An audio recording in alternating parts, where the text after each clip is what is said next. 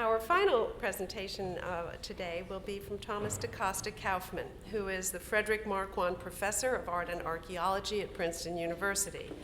Author of over 200 articles, and I promise not to list them all, and reviews of 13 books, editor of 4 more. He has received many honors and prizes, including honorary doctorates from the universities in Brno and Dresden.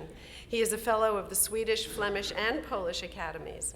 In addition to his long-standing interests in drawing, painting, sculpture, and architecture of Central Europe, he has written on the geography and historiography of art, questions of humanism, art and science, and art theory.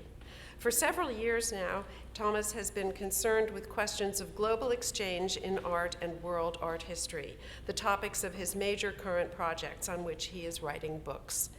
Today, however, he will return to a subject he has often addressed in his paper titled Messy History, Sculpture Collecting, and the Kunstkammer. Please welcome Thomas DaCosta.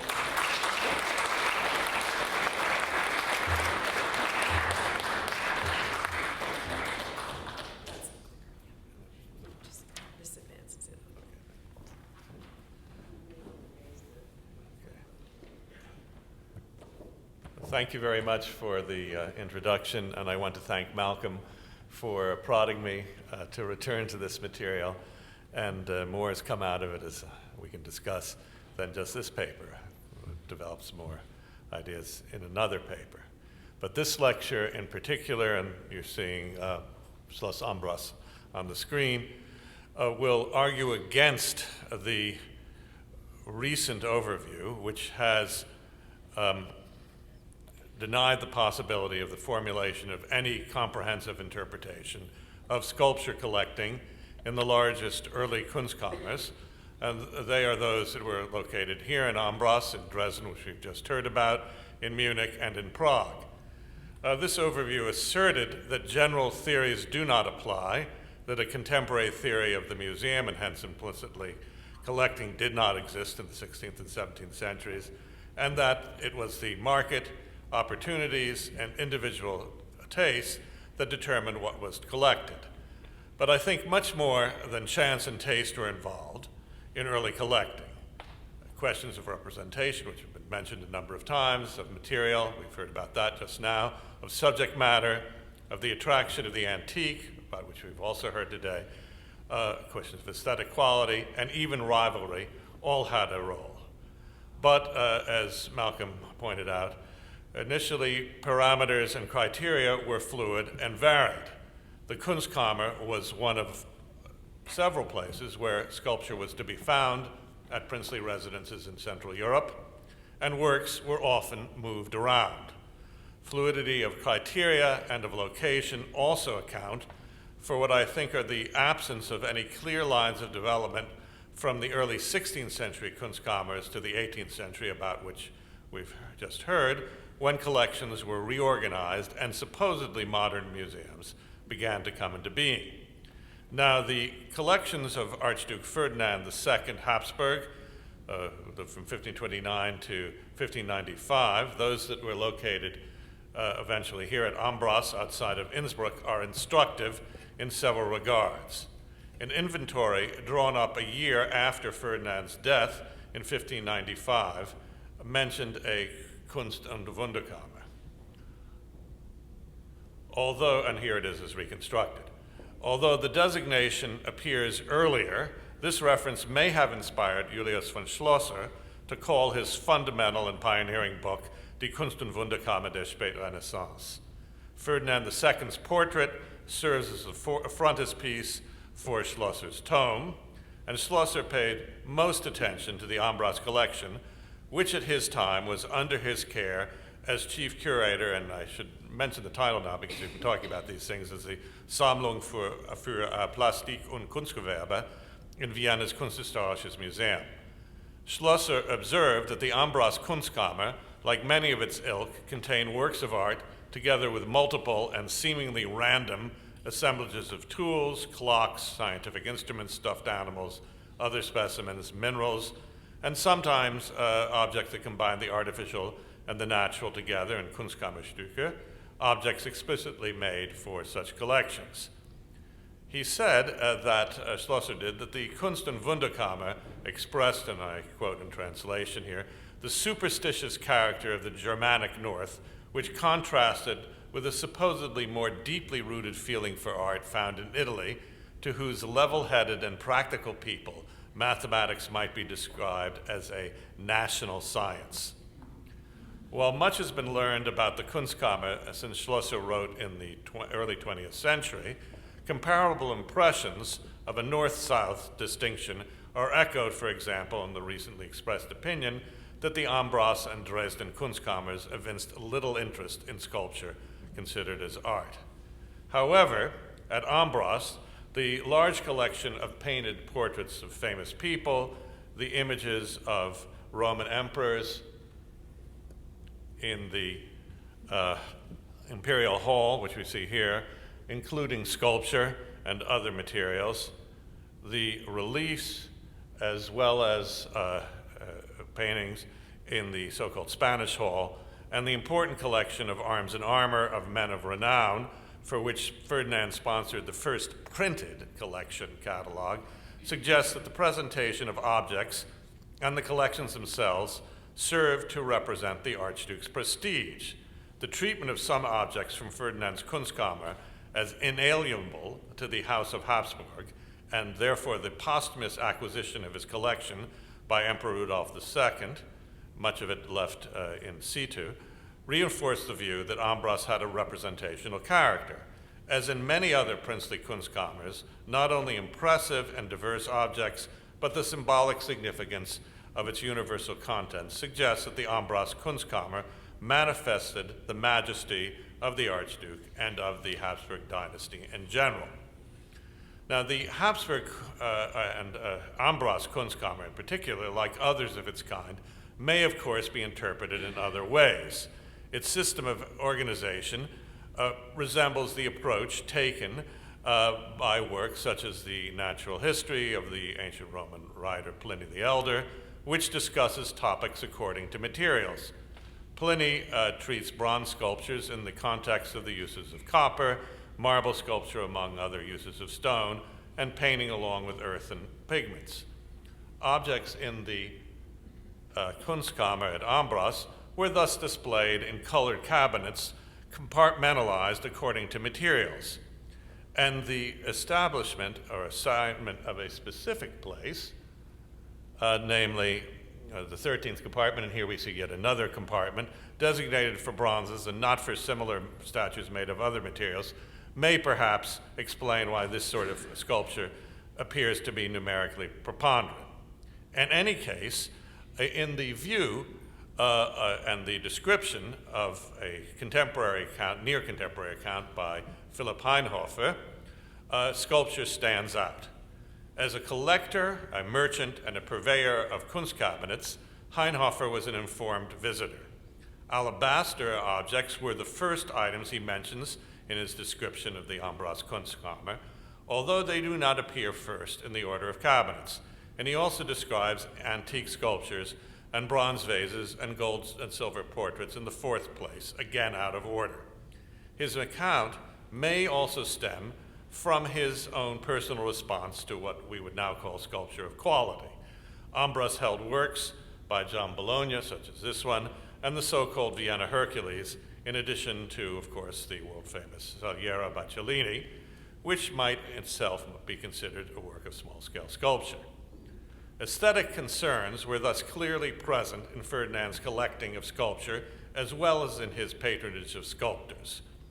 In both activities, he may have been inspired by ideas from Italy. While Ferdinand was stateholder in Prague, he brought Italian sculptors, including the workshop of the Brocco family, to decorate the Belvedere Villa, to design a bronze fountain for it, set before it in the castle gardens, and to cover the ceilings of the Star Villa, Villa of Jezda, which you see here, with stucco reliefs, which are remarkably preserved here. The Broccos then worked for him at Ambras. Ancient marbles had a place in many Italian collections, as we've heard, and despite earlier interpretations, the Archduke was interested in such works too. His agents acquired marbles, presumably ancient works or copies in Italy, saying that they had obtained, and I quote, schönen kostlichen Bilder von Marmorstein, beautiful precious marble images, together with bronzes. The use of the term schön, beautiful, clearly evinces an aesthetic consideration. In collecting sculpture and sculptors, Ferdinand may also have been familiar with Giorgio Vasari's notion of sculpture as one of the three arti del disegno, because a copy of Vasari was in his personal library. Treatises of this sort were evidently important for the Archduke. We know that his library also contained many architectural treatises, which it's now been suggested were probably used for the design of this villa, the Star Villa, built near Prague on the White Mountain. Similar considerations are also pertinent to the placement of sculpture elsewhere at Ambras, which we see here. A separate wing of the castle, on your left there, contained major parts of Ferdinand's collection, including the library and the armory, and a room next to the library evidently held sculpture. Heinhofer, and I apologize for the quality of this image, described this space as containing viel antikische Bilder in Löcher. This may be read as meaning that the walls had niches in which were placed antiquities. The description corresponds to that of another visitor in 1632, which demonstrates the existence of a room now called the antiquarium, which we see here is reconstructed, a space in which sculpture is displayed. The so-called antiquarium may also be related to Italian collections of ancient sculpture, and in general, to the Renaissance emulation of the antique, with modern copies which are meant to supplement the ancient works which it had collected. The word antiquarium is, of course, probably a modern borrowing from the name of the room which we've already seen illustrated today, the room in the Munich residence. Even so, if Ferdinand had not directly seen the Munich collections, he probably knew much about them. He was doubly brother-in-law of Duke Albrecht V of Bavaria, who commissioned this room. He would have met Albrecht in Prague at a tournament in 1570, and again at another tournament in 1571 in Vienna, in which they both participated.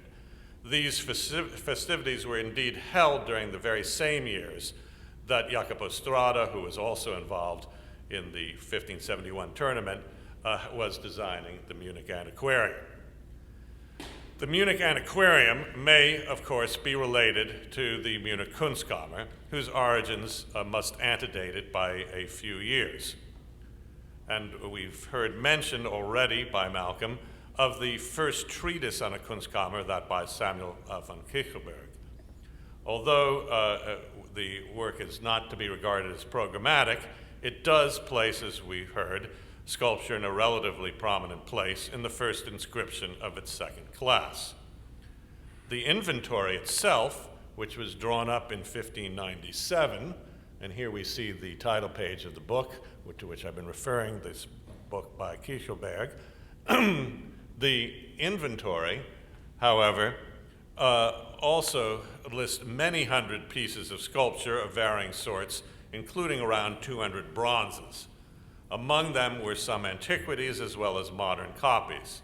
While it's difficult to do what Jeremy Warren did and to identify many of these works with precision, some outstanding pieces of modern sculpture, including works by Hans Dalcher, who comes back again now, and other artists, were to be found in the collection. Yet the Kunstkammer does not give a full picture of the importance of sculpture in Munich. The Munich Antiquarium, which always contained sculpture, was the largest room built for a secular purpose north of the Alps during the 16th century. Its dimensions alone suggest that sculpture was to be granted a major part in presenting ducal magnificence. The design by Strada, who knew the Mantuan collections well and had drawings made of how they were displayed for the purposes of introducing or creating other rooms for collections, may also have followed the model of the Gonzagas, with whom the Wittelsbach dukes of Bavaria were also related personally. Although around the year 1580, Friedrich Sustris and other artists transformed the antiquarium into a festsaal, the room continued to be used to exhibit sculpture, and the decoration that you see painted in it showed Bavarian cities. Those are what are in the window openings there. And later, Pietro Candido, Peter Candid, added representations of the virtues on the ceiling, thereby associating images of ancient worthies with the Bavarian dukes, their possessions, and their character. Many works of art, including sculpture, indeed perhaps what is now the most important piece once owned by the Bavarian dukes, and that's this work now in the US, John Bologna's Bathsheba, were, however, located in neither the Kunstkammer nor in the antiquarium. Works in bronze and stucco were ubiquitous in Munich. Indeed, the same artist who supplied works for the Kunstkammer and bust for the antiquarium, and those are artists such as Carlo di Cesare, made images for the Church of St. Michael, for the Grottenhof of the residence, in which you see the sculpture here, and many other places throughout the city. The dukes themselves took sculptures from their collections and placed them in the residence gardens, thus regarding the location of sculpture, as I would argue, as fluid. Sculpture from the antiquarium was also put in the Kunstkammer, placed on the facade of St. Michael's Church, and displayed outdoors in the garden of the Munich residence. Now, a comparable situation seems to have existed in Dresden. Another contemporary treatise, of which you see the title page, and it's been referred to also by Malcolm, is prominently related to this Kunstkammer. This is the Bedenken wie ein Kunstkammer aufzurichten sei of 1587 by Gabriel Kaltemark. As we've heard, I list numerous sculptures and sculptors as examples to be collected. But I think it's important to note further that Kaltemark set sculptors in chronological order for both the ancient and modern periods. Long recognized as having been inspired by Vasari, Kaltemark, however, mentions both many northern sculptors as well as Italian artists, and he thus goes far beyond Vasari's account. Nevertheless, his suggestions that a good supply for both ancient and modern works and copies may be acquired in Italy, especially in Florence, indicate the source of his ideas as well as the objects that were obtained in Dresden. The date of Kaltemark's treatise, 1587, was also that of the compilation of the first inventory of the Dresden Kunstkammer. Like Küchelberg's work, Kaltemark's treatise must therefore be regarded as prescriptive rather than descriptive. And a discrepancy between theory and practice therefore exists in Dresden as well as in Munich. In fact, a prevailing interpretation, often repeated, of the Dresden Kunstkammer is that it had a special mechanical or technical character, because it seems that the overwhelming number of items listing in its initial 1587 inventory may be so described. It's therefore been claimed that Elector August did not collect Kunst art per se for the Kunstkammer he founded in Dresden, and that Kaltemark's treatise is therefore some kind of apology or a suggestion that art be added to it. Yet I think that other views of the Dresden Kunstkammer are possible. For example, I've argued elsewhere that naturalia and nature paintings constituted an important interest in Dresden even before the Kunstkammer, and as we saw, that interest continues up and explains one reason why the birds and so forth were made for, it's part of the whole interest, the continuing interest, indeed birds and other animals in Dresden that continues for centuries. Sculpture, including copies after Michelangelo and important bronzes by Bologna, given by the Grand Duke of Tuscany, such as this one, to Elector August, moreover, literally took a central place in the Dresden Kunstkammer. And we've seen another version of this earlier today. This is the Dresden version. They stood in the centrally located Reichsgemach, together with portraits of the Saxon electors. Their status as princely gifts helped underscore many other indications of their significance for princely representation. The presence of such sculptures by John Bologna in the central room at this early date also indicates that aesthetic quality as well as quantity was important. As the number of sculptures in the Kunstkammer grew, so did its importance in several ways. The ordering of objects in the 16-1-19 inventory of the Kunstkammer emphasizes the importance of sculpture. The first room described contained many sculptures, including the portrait of August by Carlo di Cesare, and a newer statue, which you see here, of the Elector Christian II by Adrien de Vries, along with works by John Bologna and other objects. Public sculpture also abounded in Dresden. Many monuments and works on buildings such as the Dance of Death relief, the Moritz Monument, which you see here, and the door or gateway of the Schlosskapelle were found in the Schloss and elsewhere in the city. Their designs by Italian and Netherlandish as well as local sculptors again speaks for Saxon interest in the quality of sculpture and the elector's desire to compete with other courts. Much as the Braccos worked in Ambras, they also worked in Dresden, and their work can still be seen in the ceilings of the green vaults. Artists who had been in Munich, like Carlo di Cesare, whom I've mentioned a number of times, worked in Dresden and on the Saxon ducal tombs at Freiberg. Hainhofer's account of his visit to Dresden also indicates that sculpture was found in other locations that contained parts of the ducal collections.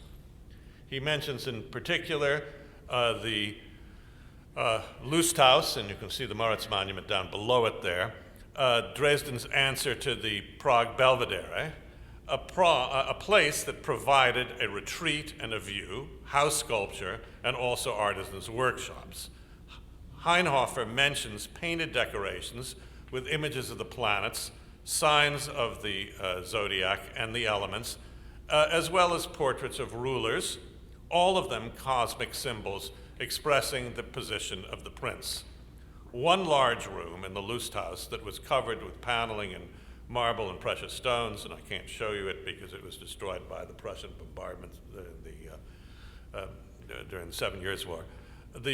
Contained an electoral table, a grotto meant to serve as a treasury, and on top of columns, 60 busts of Saxon electors in stucco and cast in bronze.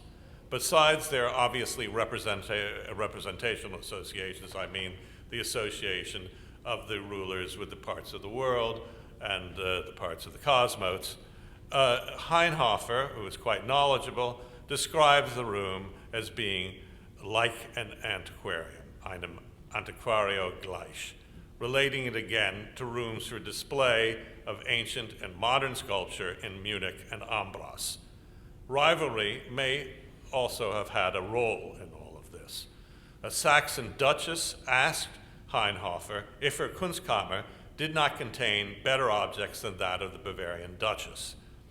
Hainhofer cleverly and diplomatically replied by pointing out some differences. There were reliquaries in Munich, and that the Bavarian duchess gave him gifts, suggesting that I guess he'd get some from the Duchess in Saxony as well. The spread of sculpture in Dresden around the year 1600 provides a background against which to set the later dispersion and reorganization of the Saxon collections, which we heard some allusion made in the last talk. In the early 18th century, many objects in the Kunstkammer were handed over to the newly founded Kupferstichkabinet, the green vaults, as we see them reconstructed here, and the antique collection. Some major bronzes were removed from the Kunstkammer and displayed in the Bronzezimmer, you see here, of the green vaults, the Kunstkammer. This was one of 6, now 10 rooms that showed objects according to their materials. While considerations of quality were implicit in their selection, the categorization according to materials does not seem to represent much new, to my mind, because sorting objects this way has its roots in earlier encyclopedic collections. And in any event, sculpture became increasingly visible through the city in collections on buildings. We've seen 2 of them just earlier, the Swinger and the Japanese Palace, the Panishes Palais, which has these fantastic coulis caryatids in the interior, and in gardens, such like what we'll hear about, I think, tomorrow from Betsy Wazosko. Many threads in all of this seem to come together in the largest, most important, and best-known collections of the time, those of Rudolf II in Prague. Focusing on sculpture, not just in the room specifically called the Kunstkammer, provokes renewed investigation of the imperial collections, and it certainly has provoked it in me. It's been noticed that sculpture was moved about, this work in particular by de Vries. Sculpture was moved from the Kunstkammer to the so-called Vordere Kunstkammer. More than that, it was ultimately singled out for presentation in its own splendid room, although I have something further to say about this, the new, later known as Spanish Room. However, the modern sculpture by de Vries and G.B. Quadro, which were made in stucco, mixed materials, and bronze, suggest in the end that it was more of a space in which sculpture served as an ornament than as a room for collection. By the first years of the 17th century, when the room was finished, ideas for a space to display sculpture had changed from what you see here, a design from the 1580s by the imperial court artist Bartholomeus Spranger, which are datable on the basis of style as well as paper being used, to a period of the 80s and possibly even the early 1590s. Spranger added to another draftsman's outlines suggestions of the kind of sculpture he intended to be placed in the room, a mid-sized group of Nessus and Deianira of a type, several of which Rudolf II owned, a group of Venus, Cupid of sorts later found in Prague, and a Pegasus that recalls that executed by Georg Emoser, which you can see in the Metropolitan Museum, which presented another theme of interest to Spranger. A relief mounted, as you see here on the bottom left, suggests to me a group which centers around an altar or anvil. And it comes to mind that this composition resembles the bronze of Vulcan in his workshop, executed around 1610 by de Vries. And I wonder if it had inspired de Vries, who was together with Spranger and was very much picking up on what he did around 1590 when the initial drawing was made, to respond some years later in this kind of composition. In any event, while it's said that the Prague Kunstkammer served as a repository or a study collection, many things were placed in cases or cabinets where they could not be seen. It is also demonstrable that this room, the Kunstkammer, had decorative and representative or representational features. And I'd like to call to your attention an overlooked image, which is quite famous in where it appears. That is the depiction of the shots of Maximilian I, which is illustrated on an arch, on the triumphal arch by Albrecht Dürer, which demonstrates that placing some objects in boxes, displaying others, had a distinguished precedent here, with which Rudolf II, a lover of Dürer and an admirer of Maximilian and a collector of Dürer's work, would have been familiar, as would the Dürer imitator Daniel Fröschel, who was the antiquarius who drew up the inventory of the Kunstkammer. At the same time, the inclusion of this vignette of the imperial collections amongst Maximilian's glories clearly indicates that even such a room as this was regarded as representing imperial majesty. And while it's been noticed that sculpture was placed with other objects in tables, pedestals, cabinets, and cases in Rudolph's Kunstkammer, just how much sculpture was so displayed has not yet been emphasized.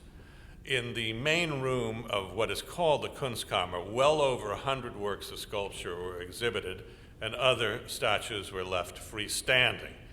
At intervals of over 3 works of sculpture per meter or 1 per foot, sculpture would have been more than prominent. A hitherto, I think, overlooked part of a descriptive rubric for the inventory of Rudolph's collection indicates that that there was existing an underlying intention behind this display. It says that works of sculpture, and that's what it's categorizing the sculpture in the collection, were placed zur Ziert, for adornment or embellishment.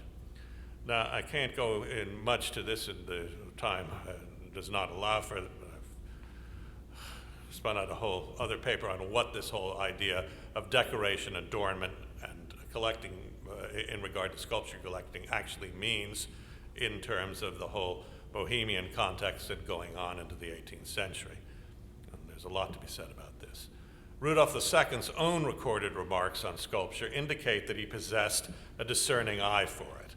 He used such terms as clean or sauber, and he compared the visual qualities of works by Gerhardt as well as their ability to present a theme.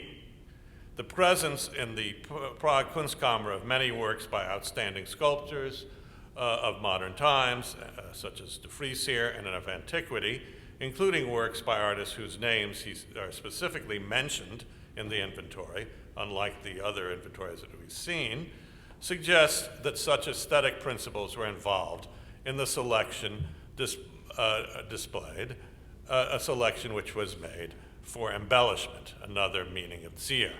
The notion of Zier as adornment applied seems to correspond to standard conceptions of rhetorical ornament, namely variety and copiousness. And indeed, ornament and variety are key conceptions in the Kunstkammer. The placement, to include, it's coming to a conclusion now, of sculptures could also work symbolically. For example, the grouping of 3 bronze reliefs by de Vries, which are recorded in the inventory, indicates that they had a central place, and they perhaps did in the Kunstkammer as a whole. These are allegories on Rudolph's qualities on the left as a victor in the war against the Turks, and on the right as the person who leads the arts into Bohemia. And they flanked a portrait of Rudolph II as a divinized Roman emperor. The display of sculpture here and these 2 sides of rule ex utroque Caesar, like much else in the architecture, the ceiling decoration, and the exhibition of works in the Kunstkammer, thus seems, as I've argued in the past, to have represented the majesty of the emperor, both actually in terms of the choice of objects, in terms of the decoration, in terms of the principles of decoration, in terms of the rhetorical principles behind it, and in terms of its symbolic qualities. One final point, that cost as well as quantity, quality, and symbolism was also involved, as one observer recognized. Jacques Prichard, who visited Prague in 1597, observed not only on the quality but on the quantity of objects that he saw, but he also noted the symbols of imperial power and the immense cost of the objects that were there.